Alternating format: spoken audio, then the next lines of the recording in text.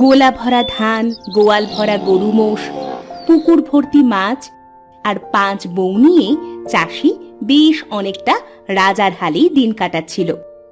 খুব সুখে থাকার পরেও মনের মধ্যে একটা বড় কষ্ট ছিল তার।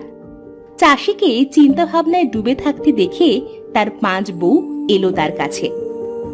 কি হয়েছে তোমার? কিছুদিন ধরে দেখছি তুমি খুব চিন্তা করছো। হ্যাঁ দিদি, উনি তো খাওয়া দাওয়াও কমিয়ে দিয়েছেন। হ্যাঁ, আমিও খেয়াল করেছি। কি হয়েছে গো তোমার? কি আর হবে, তোমরা কি কেউ কিছু জানো না? কেন, হঠাৎ আবার কি হলো? হঠাৎ নয় গিন্নি, হঠাৎ নয়। একে একে 5 বিয়ে করলাম, কিন্তু কারোর কোলে একটা সন্তান এলো না। কি যে অপরাধ করেছি আমি, যে উপরওয়ালা আমায় এত বড় শাস্তি দিল। তুমি কষ্ট পেও না। তুমি ভেঙে পড়লে আমরা 5 বোন কি করব বলো?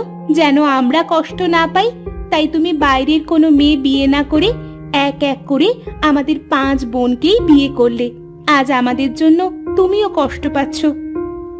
বাবা মা মারা যাওয়া 5 বোন আমরা, আমাদের বিয়ে করে তুমি উদ্ধার করেছো। তোমায় কষ্ট পেতে দেখলে আমাদেরও কষ্ট হয় গো। হ্যাঁ, তুমি দেখো, কিছু না কিছু একটা ঠিকই হবে। দেখি কি হয়। আমার এত সম্পদ দেখবার কেউ নেই। আমি মারা গেলে কি হবে এসবের? আর কেই বা তোমাদের দেখবে? এসব ভেবো না, আমাদের কপালে যা লেখা তাই হবে। তোমায় খেতে দিচ্ছি, এসো। কতদিন ভালো করে খাও না বলো তো? আজ একটু নিশ্চিন্ত মনে খেয়ে নাও, এসো। এভাবেই দিন কাটে সবার। 5 বউয়ের কোল আর ভরে না। চাষির 5 বউ দেখতে সাধারণ মানুষ হলেও 5 জনের ছিল 5 গুণ। বড় বউ শীতলার হাতের রান্না তো নয়, যেন অমৃত। মেজ বউ কমলার হাতের কাজ চোখ ধাঁধানো সুন্দর। সেজ বউ রমলা তার হাতকে লম্বা করতে পারত প্রায় 5 ফুট পর্যন্ত। নোয়া বউ অরুন্ধতী একবার জোরে ফুঁ দিলে উড়ে যেত গাছপালাও। আর ছোট বউ মহেশ্বরী অদৃশ্য হতে পারত। এমনই একদিন চাষি তড়িঘড়ি ঘরে এসে তার বউদের ডাকতে লাগলো। বড়, মেজো, শেষো, নোয়া, ছোট বউ, কোথায় তোমরা? তাড়াতাড়ি এসো। আরে কি হলো? এসো সবাই। কি হয়েছে? তুমি এত হাঁপাচ্ছ কেন? তড়িঘড়ি করে ডাকলে কেন? কারো কি কোনো বিপদ হয়েছে? আহা, কার আবার কি হবে? অলক্ষণে কথা বলিস না ছোট। আরে গুরুমা আসছে বাড়িতে, কাল সকালেই চলে এলো বলে। গুরুমা? তিনি এই অসময়ে আসবেন যে? গুরুমা পত্র লিখেছেন, তিনি তোমাদের 5 বউকে 5টি ফল দেবে, তাতে তোমাদের সন্তান হবে। কিন্তু তার জন্য তোমাদের 5 বউকেই তাকে সন্তুষ্ট করতে হবে। যে তাকে সন্তুষ্ট করতে পারবে না, সে ফল পাবে না। ও, এই ব্যাপার? ও, তুমি চিন্তা করো না, গুরুমাকে আমরা ঠিক সন্তুষ্ট করতে পারবো। হ্যাঁ, আমরা আমাদের সাধ্যমতো সব করব। আর আমাদের মধ্যে যদি অন্তত একজনও মা হতে পারে, তবুও তাকে আমরা 5 মা হয়ে আগলে রাখবো। দেখো। যাক, নিশ্চিন্ত হলাম। তোমরা তবে সব আয়োজন শুরু করে দাও। সারা বাড়ি আগে গোবর জল দিয়ে ধুয়ে দাও। 5 বউয়ের সব আয়োজন চলল বেশ জোর কদমে।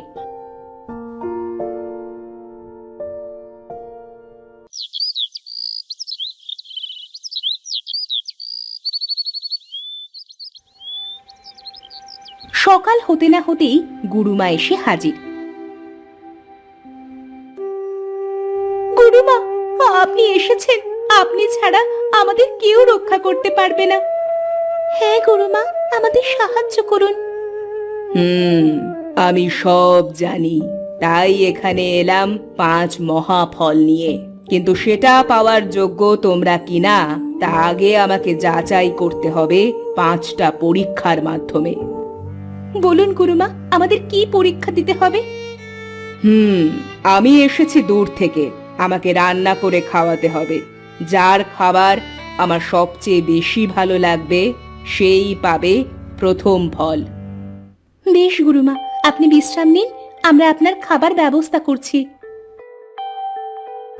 গুরুমায়ের ইচ্ছে শুনে 5 বউ রান্নাঘরে আলোচনা করতে বসলো।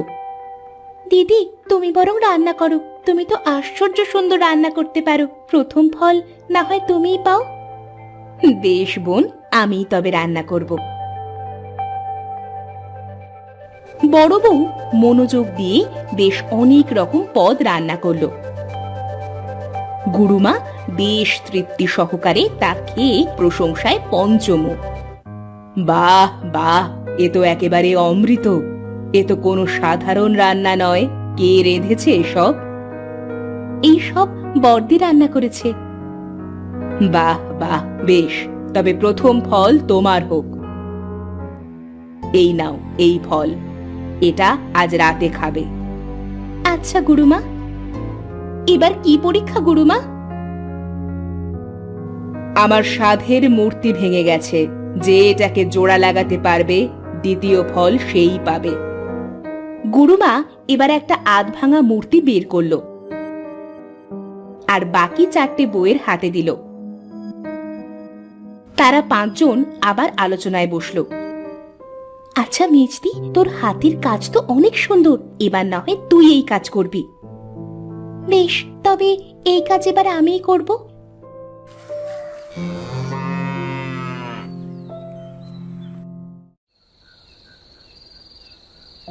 মেজ বউ সারা রাত পরিশ্রম করে মূর্তিটাকে আগের থেকেও বেশি সুন্দর করে বানিয়ে ফেলল। গুরুমা পরদিন দেখে তো অবাক। বাহ, কে বানালো এটা? এটা তো আগের চেয়েও সুন্দর হয়ে গেছে। কে বানালো এটা? এটা আমি বানিয়েছি গুরুমা। বেশ, তবে এই ফল তুমি পাবে এবার। আচ্ছা গুরুমা।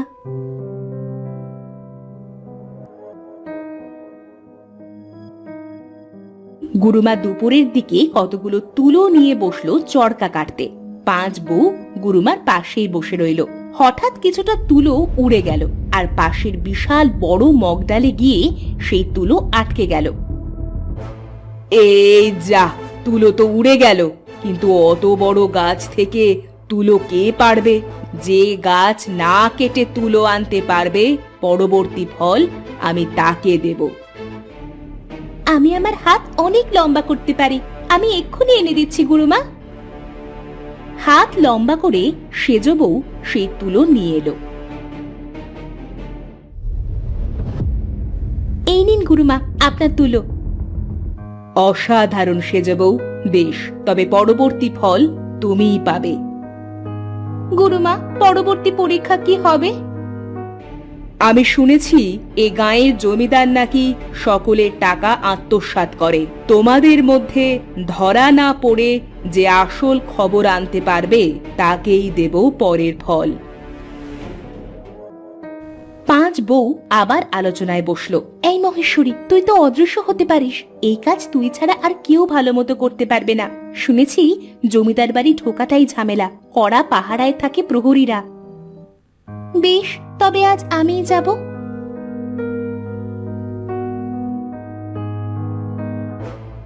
ছোট বউ অদৃশ্য হয়ে গেল জমিদার বাড়ি। সেখানে জমিদার গাঁয়ের গরিব লোকেদের মারধর করে তাদের টাকা আত্মসাৎ করতে দেখল সে। বাড়ি এসে সে সব খুলে বলল। সব শুনে গুরুমা অবাক হয়ে গেল। তুমি সত্যি অদৃশ্য হতে পারো? দেখাও দেখি। এক্ষুনি দেখাচ্ছি গুরুমা।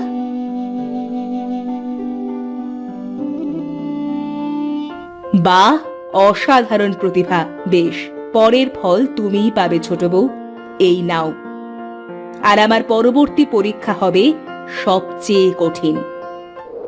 গুরুমার কথা শেষ হতে না হতেই এক ঘূর্ণিঝড় আরম্ভ হলো। কড়া বিদ্যুতের চমকানি আর বিশাল ঝড়ের সাথে ঘূর্ণিঝড় এগিয়ে এলো তাদের দিকে।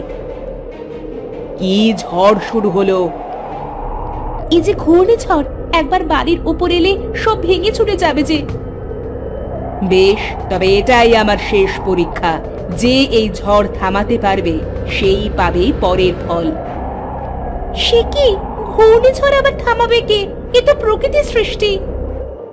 আমি পারবো দিদি, আমি ফু দিয়ে এই ঝড় অন্যদিকে পাঠিয়ে দিতে পারি। নোয়া বউ ফু দিয়ে ঝড় সরিয়ে দিলে। এটা ছিল সবচেয়ে কঠিন পরীক্ষা, তাতে তুমি সফল হয়েছো। এই নাও পরবর্তী ফল। তোমরা 5 জন অতি বুদ্ধিমতী ও গুণবতী, তোমাদের 5 সন্তান ঘর আলো করুক। ধন্যবাদ আপনাকে গুরুমা, ধন্যবাদ আপনাকে। বছর ঘুরতে না ঘুরতেই 5 ছেলে মেয়েতে ঘর আলো হয়ে গেল চাষির। তাদের আর কোনো দুঃখ থাকলো না।